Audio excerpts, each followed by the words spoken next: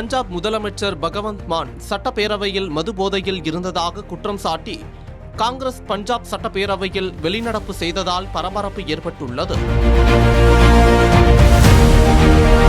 சமீபத்தில் நடைபெற்ற கூட்டத்தொடரில் முதலமைச்சர் பகவந்த் மான் மது போதையில் இருக்கிறார் எனவும் உடனடியாக மது சோதனை நடத்த வேண்டும் எனவும் சட்டப்பேரவை எதிர்க்கட்சித் தலைவரும் காங்கிரஸ் மூத்த தலைவருமான பிரதாப் சிங் பாஜ்வா வலியுறுத்தினார். இந்த கோரிக்கையை ஆம் ஆத்மி கட்சி சட்டமன்ற உறுப்பினர்கள் எதிர்த்ததால் பஞ்சாப் சட்டமன்றத்தில் பெரும் அமளி ஏற்பட்டது.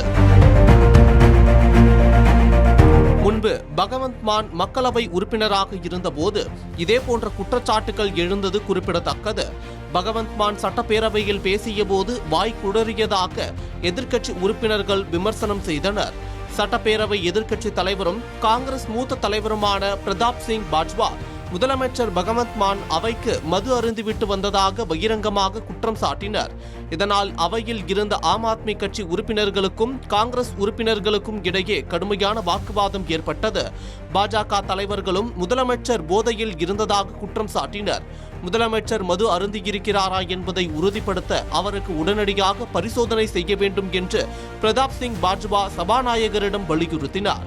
முதலமைச்சர் ஒரு பொறுப்பான பதவியில் இருப்பவர். அவர் போதையில் அவைக்கு வருவது ஜனநாயகத்தை அவமதிக்கும் செயல் என்று அவர் சாடினார். இந்த குற்றச்சாட்டால் ஆத்திரமடைந்த ஆளும் கட்சி அமைச்சர்கள் மற்றும் எம்எல்ஏக்கள் காங்கிரசின் குற்றச்சாட்டு முற்றிலும் ஆதாரமற்றது என்றும் முதலமைச்சரின் பிம்பத்தை கெடுக்க காங்கிரஸ் முயற்சிப்பதாகவும் கூறி முழக்கமிட்டனர். இருப்பினும் ஆம் ஆத்மி தரப்பில் இந்த குற்றச்சாட்டு வன்மையாக மறுக்கப்பட்டுள்ளது.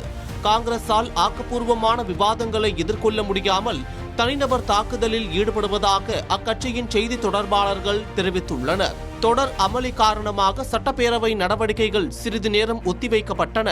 இந்த புகார் தொடர்பாக சபாநாயகர் அடுத்த கட்டமாக என்ன நடவடிக்கை எடுப்பார் என்ற எதிர்பார்ப்பு பஞ்சாப் அரசியலில் நிலவுகிறது.